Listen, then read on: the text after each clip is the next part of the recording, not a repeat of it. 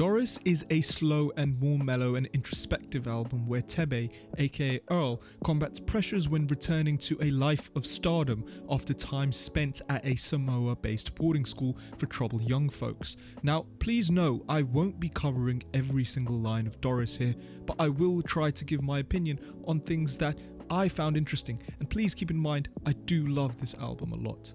A quick note before I begin, I have covered Thebe twice before, so if you're interested, definitely check out those episodes too.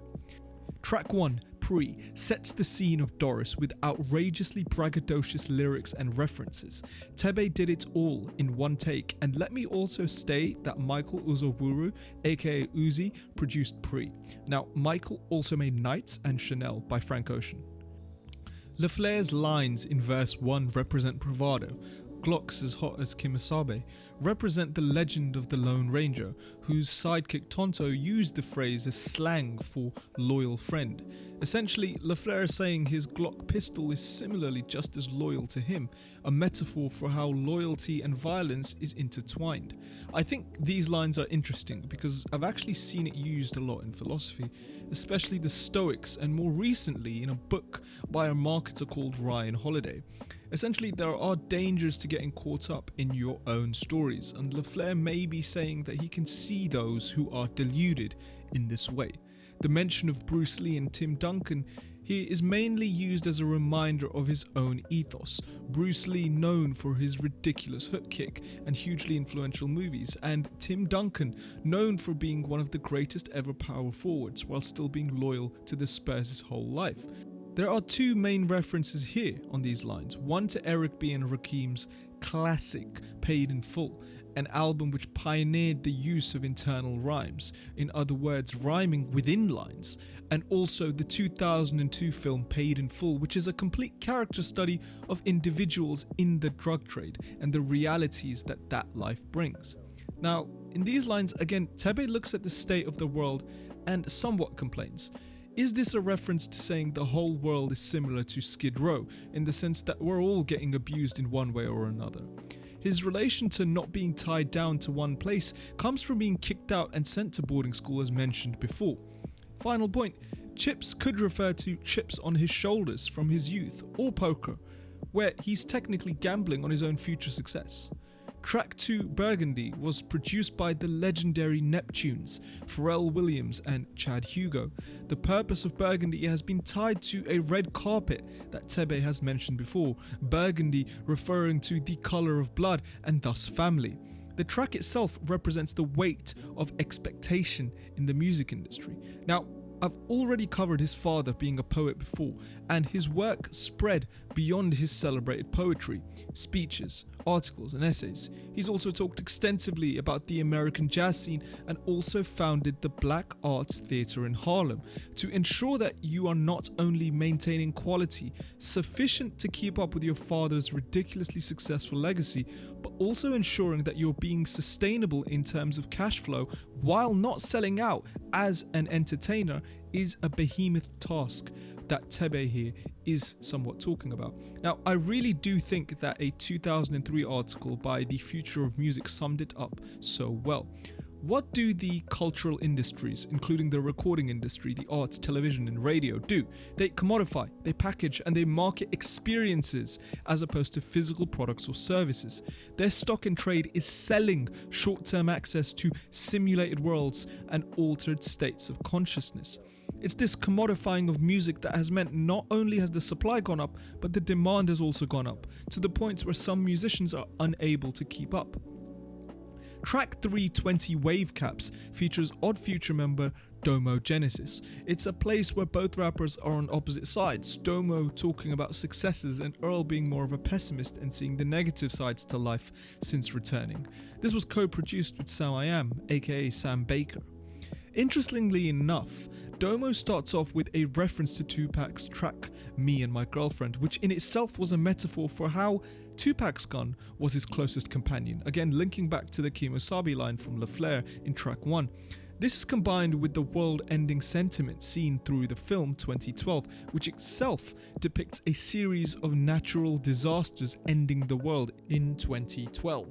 I actually saw this in cinemas in 2009, funnily enough. I like this set of lines by Thebe in the second verse. They're a subtle reminder that he's willing to work hard for whatever he wants, but at the same time, he's not the type to forget his roots. The Ferragamo do-rag representing luxury, but of old habits. Track 4 Sunday was made and produced by both Thebe and Frank.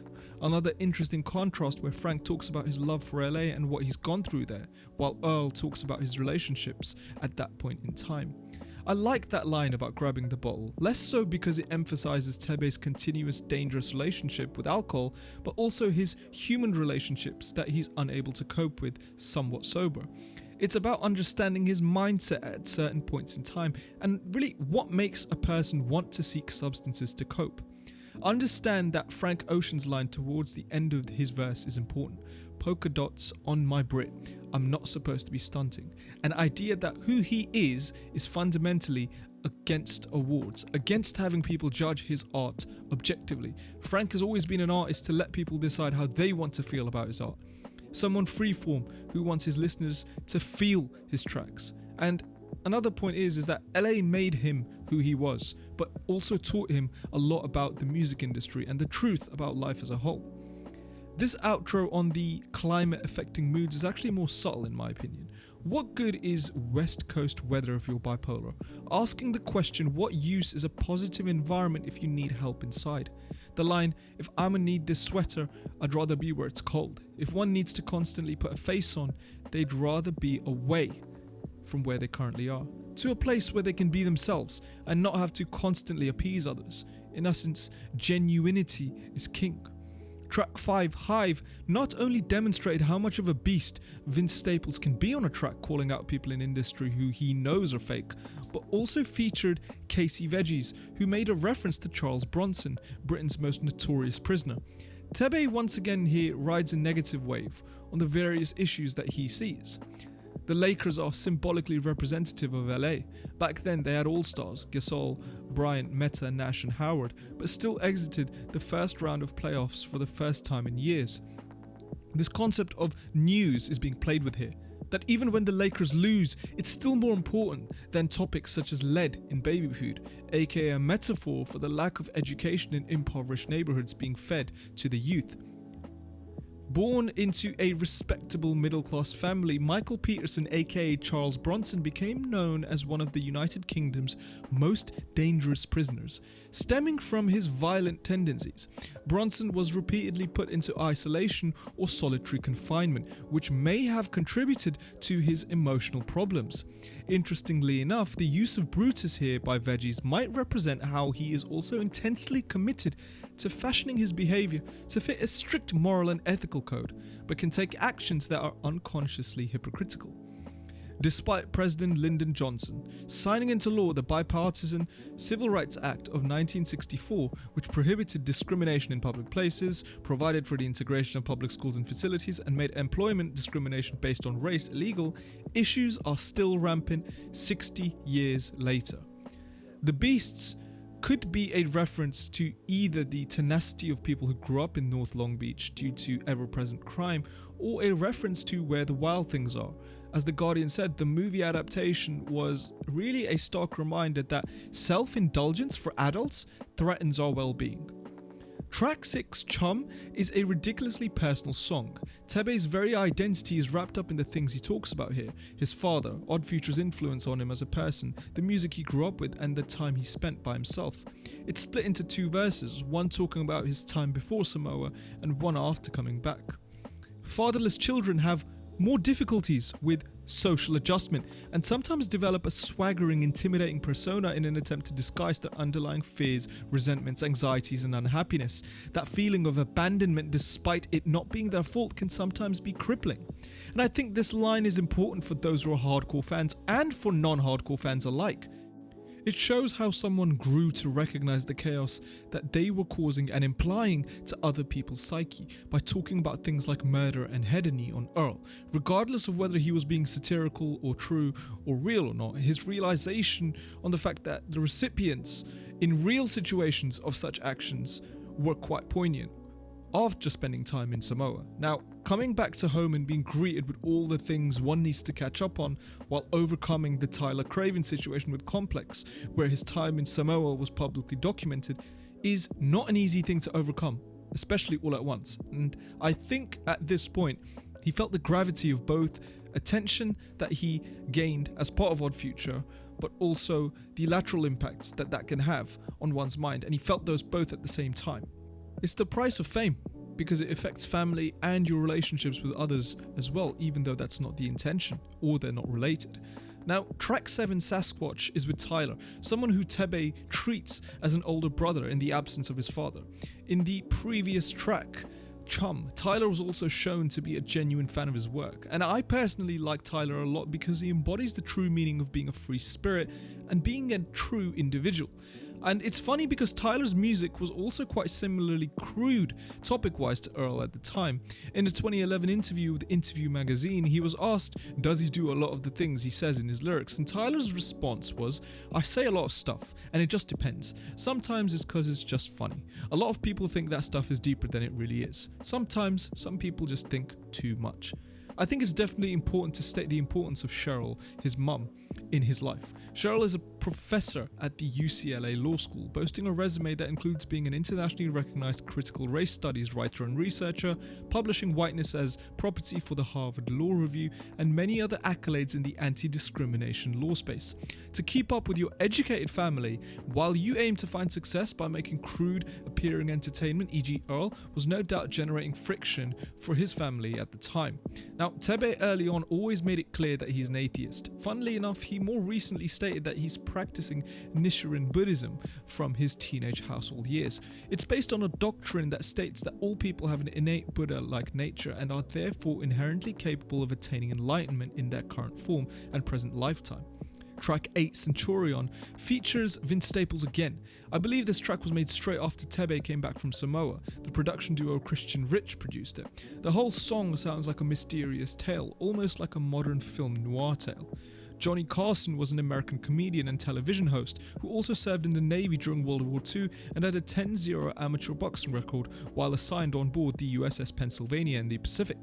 Carson's late-night shows in the 60s and onwards would go on to inspire people like David Letterman. Vince's messenger analogizes himself to being the original late-night man to watch out for. Food being optional implies that on Thebe's late-night hunt, nothing but the mission is the priority and that fighting is the only meal he's going to have that night.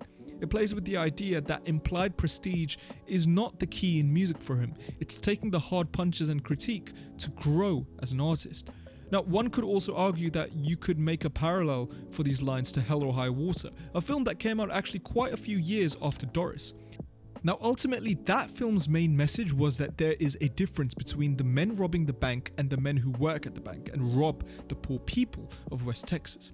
In a similar vein, a question could be raised in that, is there a parallel between the people Earl fights and the so-called morally good people in society that caused all of them to be in that position in the first place? It's an interesting rhetoric that may or may not be relevant for Doris. Track 9, 523 is actually an instrumental beat that Thebe loved but just couldn't find raps that fit over it, and it's not hard to see why. It's a pretty strange melodic loop with odd drums, featuring heavy distortion. It evokes a mood of uneasiness and quirkiness. Track 10, Uncle Al, was produced by the main man himself, aka The Alchemist. It's a small song, continuing the theme seen on a lot of earlier tracks, such as braggadocious rapping, as well as talking about addiction recovery. Now, opiate addiction was the very reason he got sent to Samoa. Buprenorphine, sold under the brand name Subutex, among others, is an opioid used to treat opioid use disorder. The salmon color here used to refer to the patch or pill, which is possible, that he used for recovery from withdrawal symptoms.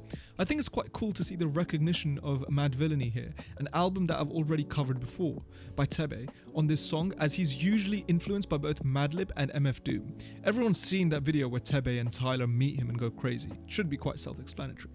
And also, if you look carefully, Alchemist is in that video too.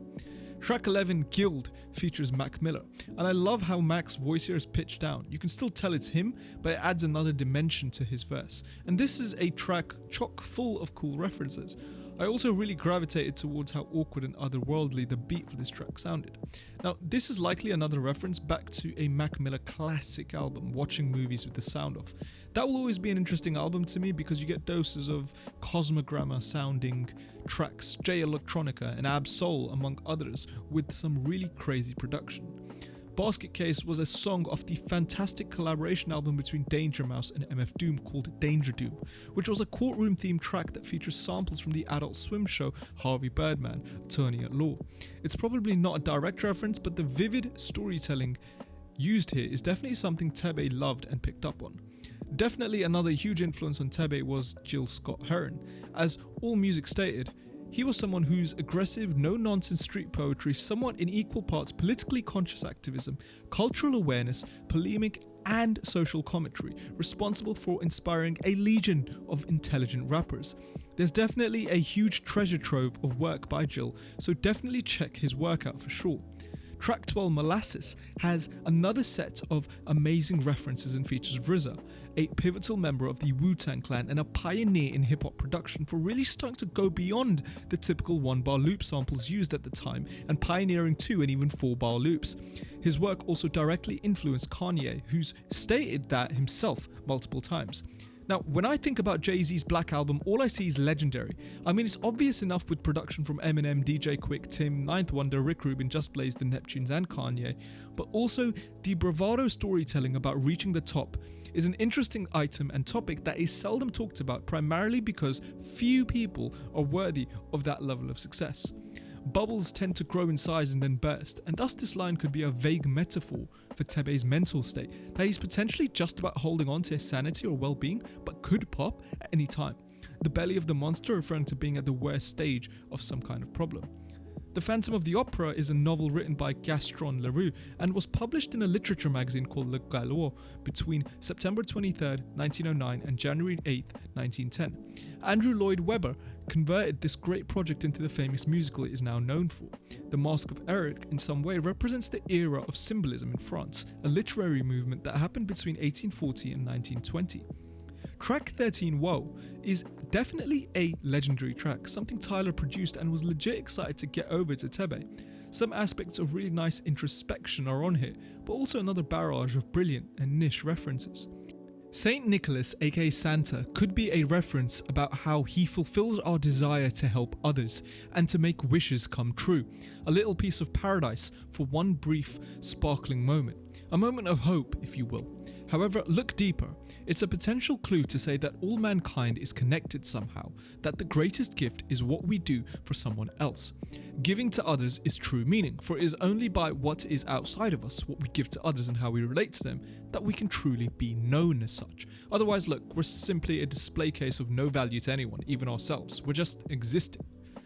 Golf Wang is an American clothing brand established in 2011 by American musician Tyler, the Creator, and they generally sell streetwear and skateboarding items. He's built the brand up over time and managed to collaborate with Vans, Converse, and has thematically released collections over the years. Now, you could say that Thebe is representing himself as a virtuoso or wizard through words in this sense, thereby having a broom used to play Quidditch makes sense because he's a wizard. But the game of Quidditch itself also represents courage and intelligence in the face of competition. It's quite metaphorical to his own place in the rap game. Track 14, Hoarse, was produced by Bad Bad Not Good, a Canadian instrumental music group from Toronto. They've got that solid jazz musicianship with crossover into hip-hop, and I personally think Thebe did a great job on this. Now, these lines have a long story. During the medal ceremony in the Olympic Stadium in Mexico City on October 16, 1968, two African-American athletes, Tommy Smith and John Carlos, each raised a black-gloved fist during the playing of the US national anthem, The Star-Spangled Banner. Smith's biography actually stated down the line that this was not a black power statement, but rather a human rights salute. This is actually a sad story because 10 days before the opening of the Summer Games, an unarmed group of protesters assembled in Mexico City's Three Culture Square to plan the next move of the growing Mexican students' movement. The Mexican government sent in bulldozers to disperse the thousands gathered, and troops fired into the crowd, massacring between 4, the government's official count, and 3,000 students. Norman, the white Australian runner, didn't raise his fist, but by wearing the human rights badge, he made his support for John and Tommy clear. Frank Ocean's nice hook here is quite metaphorical. As the Greek philosopher Heraclitus once said, the only constant is change. Autumn reminds us that our bodies, minds and surroundings are always developing. As temperatures drop to the tune of leaves falling, autumn illustrates the beauty of letting go, and this applies to our inner human ego and patterns of greed and pride. It's interesting the toll that fame can have on a young person's mind, not only distorting basic human concepts such as attention, money and progression, but also can be potentially harmful to one's mental and physical health. However, there is a positive note as per the NHS website where they have an apt quote. For every Kurt Cobain wasting their talent at the age of 27, there is a David Bowie releasing critically acclaimed albums at the age of 66. Now, that doesn't put down Kurt Cobain, but it does say that age and fame is not truly linked to your success and health. The final track, Night, has the main man Domo Genesis again, sampling the brilliant Detroit 1960s, 1970s funkadelic group The Magic Tones. They've got some really top songs which have awesome harmonies. And as I mentioned early on in the analysis, the effect of an absent father can be catastrophic. This song is where both Domo and Thebe talk about this impact, but their success despite this fact. Charles Dickens has this quote, "The important thing is to be ready at any moment to sacrifice what you are for what you could become." It's the idea that success must come at a price, whether that's compromising one's morals or going against one's core values or anything else. Really, it's inevitable. Now, I think despite this line being by Domo, this line could have equally come from Thebe and still be applicable. I love this line, an old soul sticking to a newer script, someone who's got those older traditions ingrained in them. I'm talking about that sentiment in Golden Age hip-hop whereby every new single reinvented the genre, not being afraid to break the mold and being willing to stylistically innovate. It's no secret that Thebe has always been brash, being a part of Odd Future amplified that, along with his ability to keep pushing and exploring. His mum Cheryl reined it in for this exploration to be more controlled and less chaotic. Vision hazy, strolling through the night could generally be talking about how his vision in the world is quite blurred, but he has a vague idea of what he wants and is continuing to stroll through life, aka the night. I think it's neat and intriguing for Thebe to perhaps say he knows he doesn't have all the clues or knowledge that life has to offer, but at least he is still trying. Now, some criticisms that people had of this album, which do baffle me, are, oh, he's got too mellow of a voice and he's just using words for the sake of it. No. Look at the references, look at where those words are placed and understand the lines in the context of the song, and then look at the song in the context of what Doris stood for at the time to Thebe. It's important to look at things in a different light too, and it's easy to get caught up in what the members of Odd Future moved on to become ever since 2013. Doris to me meant more than just music. To me it was a big change in Thebe's thinking and a step up in ability.